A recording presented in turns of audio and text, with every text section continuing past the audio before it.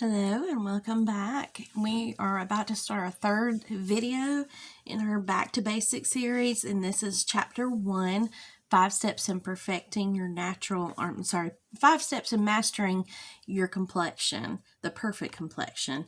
And so we've already done preparing your face. We've done the corrective concealing, which I've already done that. And now we are starting on the third step, which is foundation. So thank you for coming back and watching. If you haven't watched the other two, I strongly suggest that you go back and watch those two. So I've already moisturized, used a little bit of the same primer that I used in the first video.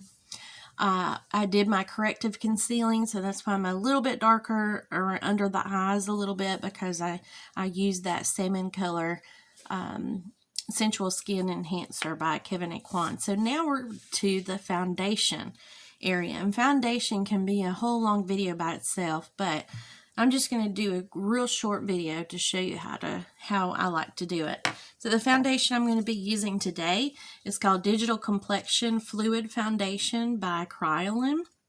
And it's a fairly new foundation that just came out by Kryolan.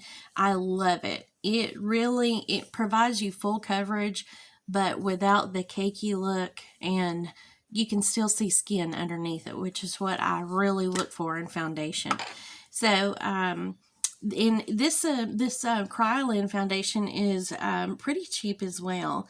With my pro discount, it was about $20, but it's probably around $30 total. But I would recommend that you totally get this because it is fantastic. It is. When I read the description, I had to have it, and it's lived up to the description most definitely. But I would say when we talk about the consistency of foundations, you have the stick foundations, you have pan foundation, you have cream to powder, you have liquid, and then you have regular just cream powder. And then there's serum foundations, and the list goes on and on and on.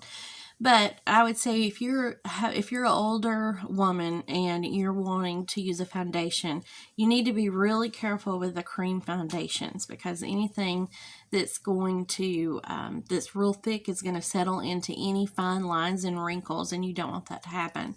So I like using a liquid foundation. If you do use a cream, you want to kind of shear it out with something. So this is a liquid foundation that's good for any type of skin. And what I'm going to do is I'm just going to put about a pump and a half on my hand like this. And then because it's winter time and I like a radiant complexion, and you have a little bit of a harder time in wintertime getting that radiant complexion, I'm going to use this Prism FX hydrating lotion by Danessa Myricks, and I'm just going to do like a tad little, just a little bit, like a little, I don't know if you can see that or not, but just a little white dot in the center, just to give me a little extra radiance. And I'm going to mix that together in my skin, on my hand to warm it up, and then I'm going to just start placing it.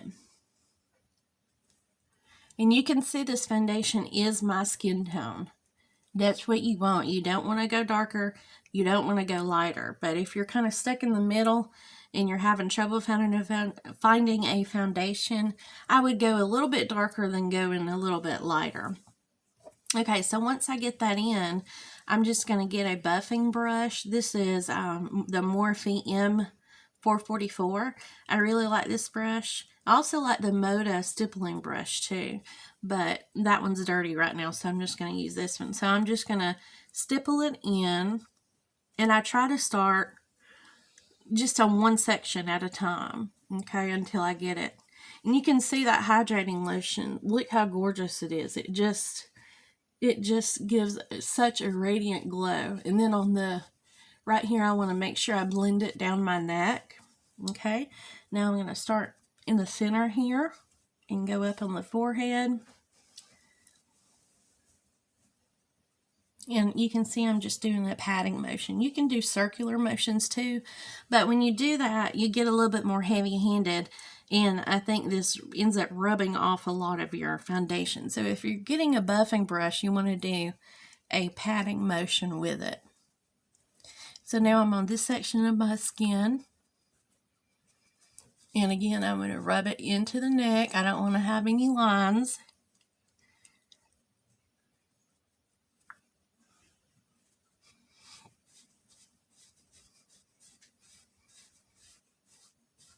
We want a nice even amount. A little bit goes a long way.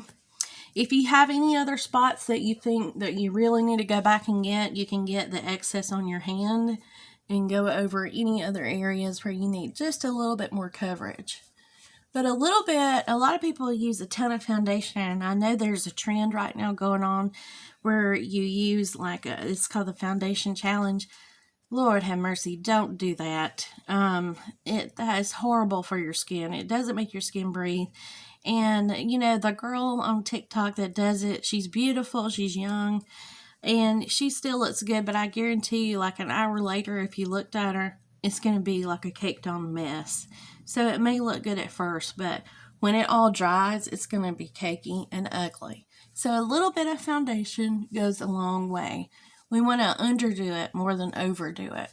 Okay, so once I think I have that buffed in really good, I'm going to change to my beauty blender here, and I'm just going to get some facial spray and wet it really good. You can use water too. I just had this on hand, so I thought it was easier. Okay, and then I'm going to get this and just make sure that it's blended all the way in, especially on my neck. The neck is really hard to blend into because you think you're doing such a good job, and then when you get in the car and you start going somewhere, it's like, oh my God, there's still some places on the edges that are not blended. So you have to pay special attention to that, and the Beauty Blender is great for that, to get around those edges. And then I just go all over my face in a patting motion just to stipple it out and make sure it looks great.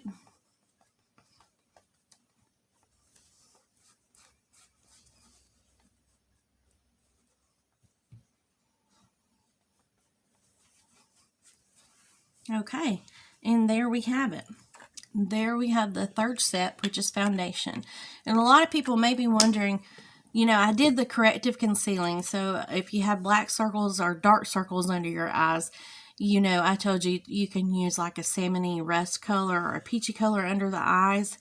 And then the redness, you can use the green or the neutralizers for under the eyes and redness. So we went over that in the second video. So a lot of people are wondering, well, why didn't you put a flesh tone concealer over it?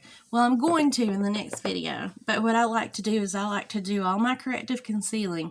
Then I do my foundation.